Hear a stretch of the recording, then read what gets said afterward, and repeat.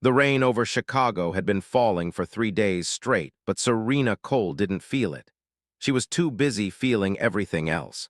Contractions 7 minutes apart, shaking hands, the cold railing of a hospital bed she was gripping alone, her phone face up on the tray beside her, screen bright with unanswered texts to one name: Daniel. She was 38 weeks pregnant. She had packed her hospital bag 6 weeks early. She had timed this moment down to the minute. And still she sat there alone. A nurse named Gloria pressed a warm cloth to her forehead. "You're doing beautifully, sweetheart." Serena smiled back because it was easier than explaining that beautiful wasn't the word she'd use for this. Surviving, maybe. When their daughter finally cried into the world at 2:17 a.m., something inside Serena cracked open like a window after a long winter. She pressed her lips to her baby girl's forehead and whispered, "I've got you. I promise I've got you." The door opened an hour later. Daniel walked in smelling like a nightclub and an apology he hadn't written yet. His tie was loose. His collar carried a faint crescent of coral lipstick that wasn't Serena's shade. She wore barely their gloss. That color was bold, intentional, someone else's. "Flight was delayed," he said, eyes already on his phone. Serena looked at him for a long moment. The flight was delayed. 4 words to explain, missing the birth of his child. She didn't speak. She held her daughter tighter and watched him glance at the baby for barely 5 seconds before stepping toward the window, typing something that made him smile in a way he hadn't smiled at her in over a year. "If you're still watching, please keep going," because what happens next changed everything. They came home to their Lincoln Park townhouse on a gray Tuesday afternoon. Everything was immaculate, untouched, as if no one had been anxiously waiting for a new life to arrive. No balloons. No folded blankets.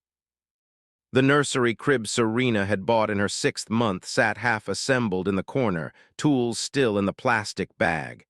Daniel had said he'd finish it last weekend. Last weekend had come and gone like all his promises. "I have a call," he said, dropping her hospital bag on the kitchen counter. "It's important." "So is this," she said softly, gesturing to the baby in her arms. He looked at her the way people look at elevator music, present but not listening.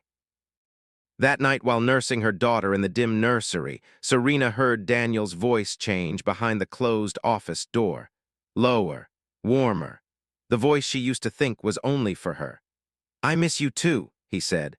"Just give me a little more time. She won't leave. She has nowhere to go." Serena's breath stopped. She stood there in the hallway, bare feet on cold hardwood, holding a 4-day-old child, listening to her husband describe her like a furniture problem he hadn't solved yet. 2 days later, she found the messages. Daniel's laptop sat open on the kitchen counter. A notification slid across the screen. "Natalie Voss, last night was everything. Tell me when you're free again." Serena's hands trembled as she scrolled. Photos, a hotel suite, Daniel's hand on the small of another woman's back, his wedding ring glinting in the reflection behind them. Another message further down, she'll accept it eventually.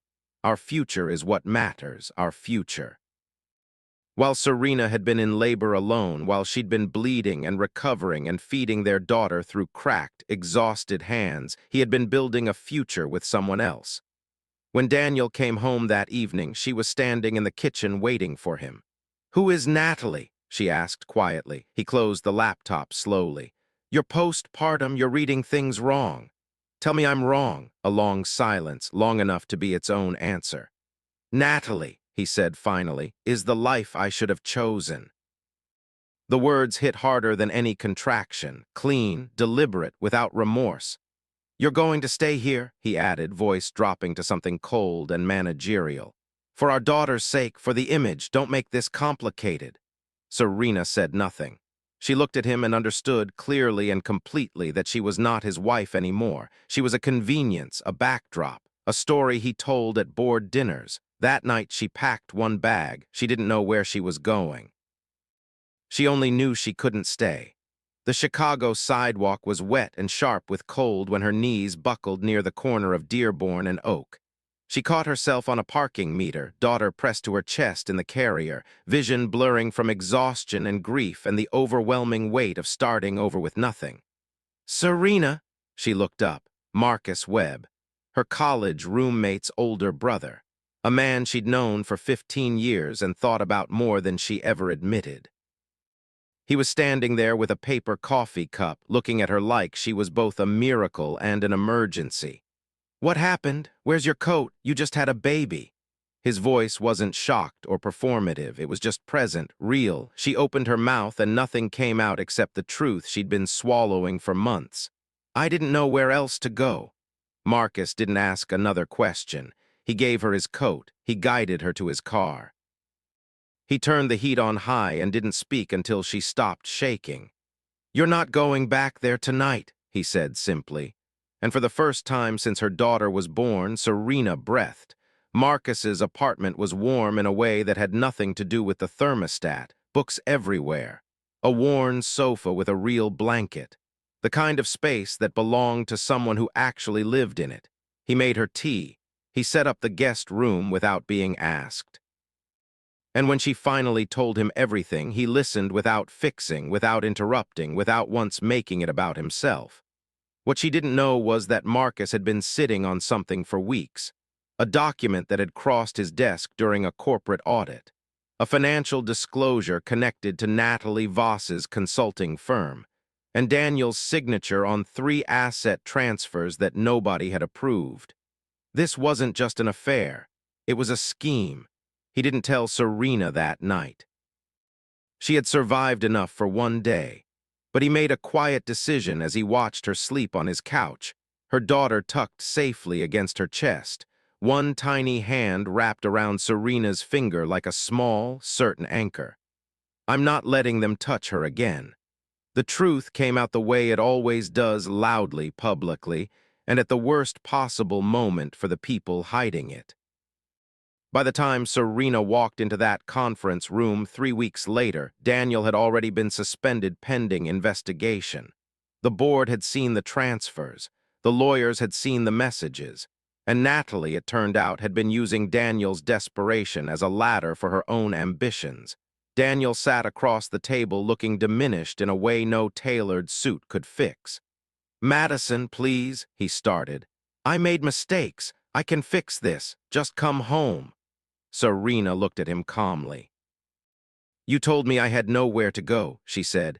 "You were wrong." The gavel came down, primary custody awarded to Serena Cole. The room was silent. Outside the courthouse, Daniel caught up to her. "Don't leave me with nothing." She paused, her daughter in her arms, Marcus a steady presence beside her. "I'm not leaving you with nothing," she said softly. "You built nothing yourself. I'm just finally done pretending otherwise." She walked away, and she didn't look back once. Spring came late to Chicago that year, but when it arrived, it was generous. Serena sat on a bench in Lincoln Park, her daughter asleep in the stroller, sunlight finally warm enough to mean something. Marcus sat beside her, not crowding, not performing, just there. "You look like yourself again," he said. She laughed quietly. "I forgot what that felt like." They sat in comfortable silence. Her daughter stirred and reached upward, fingers open, trusting the air to hold her. "That's it," Serena thought. "That's what I want her to know, that the world holds you if you reach." Marcus turned to her gently. "I'm not asking for anything today, but one day when you're ready, I'd like to be someone you can count on." Serena looked at him for a long moment, the man who showed up, the man who asked for nothing and gave everything. "One day," she said, "I think you already are." If this story touched something in you, even quietly, you already know why. Maybe you've stayed somewhere past the point it was good for you. Maybe someone told you that you had nowhere to go and you believed them for too long. The Stoics taught that what breaks us open also lets the light in. Serena couldn't control what Daniel chose, but she chose herself. She chose her daughter, and that changed everything. Your worth is not determined by who fails to love you. It is proven by what you do next. If this story meant something to you, please like, share, and subscribe. There are more stories here, stories about courage disguised as survival, and love that finally shows up when you least expect it. Stay with us. You belong here.